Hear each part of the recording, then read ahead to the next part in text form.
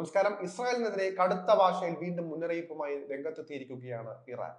രാജ്യത്തിന് നേരെ മറ്റൊരു സൈനിക ആക്രമണത്തിന് ഇസ്രായേൽ മുതിർന്നാൽ വലിയ തോതിലുള്ള ആക്രമണത്തിന് ഇരയാകേണ്ടി വരുമെന്ന മുന്നറിയിപ്പാണ് ഇറാൻ നൽകിയിരിക്കുന്നത്. ഇറാനെതിരെയുള്ള നീക്കം തുടരുന്ന ഇസ്രായേലിന് താക്കീത് നൽകിയിരിക്കുന്നത് വിദേശകാര്യ മന്ത്രിയായ അബ്ബാസ് അരാഗ്ചി തന്നെയാണ്. ഏത് ആക്രമണത്തോടും പ്രതികരിക്കാനുള്ള പൂർണ്ണ സന്നദ്ധതയ്ക്കൊപ്പം നയതന്ത്ര ശ്രമങ്ങളോടുള്ള തന്റെ രാജ്യത്തിന്റെ പ്രതിബദ്ധതയെ പറ്റിയും അദ്ദേഹം ഊന്നി പറയുകയാണ്. ഇത്തരം അശ്രദ്ധമായ നടപടികളിൽ നിന്ന് ഇസ്രായേൽ വിട്ടുനിൽക്കുമെന്ന് പ്രതീക്ഷിക്കുന്നതായും, അല്ലെങ്കിൽ ഇത് ഇസ്രായേലിന് താങ്ങാനാകുന്നതിനും അപ്പുറമുള്ള വലിയ യുദ്ധത്തിലേക്ക് വഴിവെക്കുമെന്നുമാണ് മുന്നറിയിപ്പ് നൽകിയിരിക്കുന്നത്. പിരിമുറുക്കങ്ങൾ ലഘൂകരിക്കാനും സമാധാനപരമായ ആശയങ്ങൾ പിന്തുടരാനും ചൈന ഉൾപ്പെടെയുള്ള പ്രാദേശിക അന്തർദേശീയ സഖ്യകക്ഷികളുമായി ഇടപഴകാനുള്ള ഇറാന്റെ താല്പര്യത്തെക്കുറിച്ചും അദ്ദേഹം എടുത്തു പറയുന്നുണ്ട്.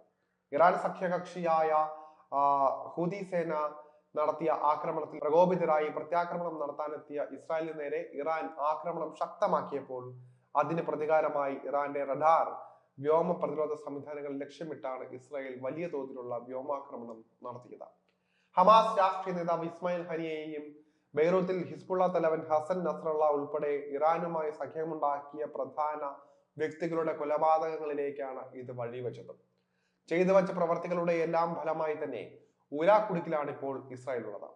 ഉണ്ടാക്കി വെച്ച കുരുക്കുകളിൽ നിന്ന് എങ്ങനെ രക്ഷപ്പെടുമെന്നതിൽ ഇസ്രായേലിന് വലിയ ധാരണകളില്ല എന്നാണ് ഈ രംഗത്തെ വിദഗ്ധർ പറയുന്നത്.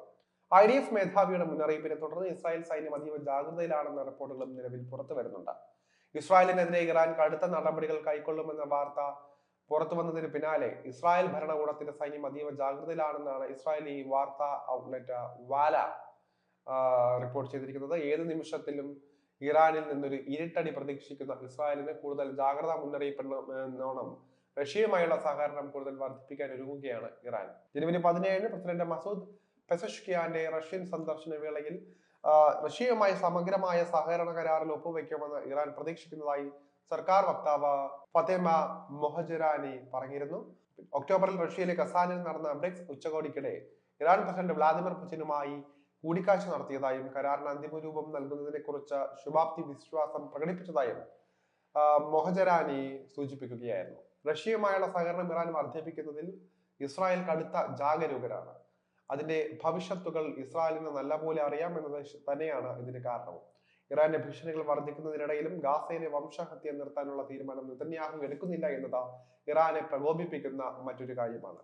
വെടിനിർത്തൽ ചർച്ചകൾക്കൊക്കെ പുല്ലുവില കൽപ്പിക്കുന്ന ഇസ്രായേലിന് വലിയ ആക്രമണത്തിലൂടെ മാത്രമേ ഇതിനുള്ള മറുപടി നൽകാൻ സാധിക്കുകയുള്ളൂ. കഴിഞ്ഞ ദിവസം ഗാസയിൽ ഇസ്രായേൽ പ്രതിരോധ സേന നടത്തിയ ആക്രമണത്തിൽ 100-ലധികം മരണങ്ങൾ റിപ്പോർട്ട് ചെയ്തതോടെ ഗാസയിൽ സംഘർഷം അവസാനിപ്പിക്കുന്നതിനും ഹമാസിന്റെ പിടിയിലുള്ള ഇസ്രായേലി ബന്ദികളെ മോചിപ്പിക്കുന്നതിനുമുള്ള ചർച്ചകൾ നിലച്ചിരിക്കുകയാണ്. ഗാസ ഒന്നടങ്ങുമ്പോഴേക്കും വീണ്ടും പ്രകോപനവുമായി എത്തുന്ന ഇസ്രായേലിനെ ഇനി വേരോടെ പിഴുതെറിയാനാണ് ഇറാന്റെ നിലവിലെ മുന്നറിയിപ്പുകൾ നൽകുന്ന സൂചന. അതുകൊണ്ട് തന്നെ ഏത് രീതിയിൽ ഇനി കാര്യങ്ങൾ മുന്നോട്ട് പോകുമെന്ന കാര്യം കണ്ടു തന്നെ അറിയേണ്ടിയിരിക്കുന്നു.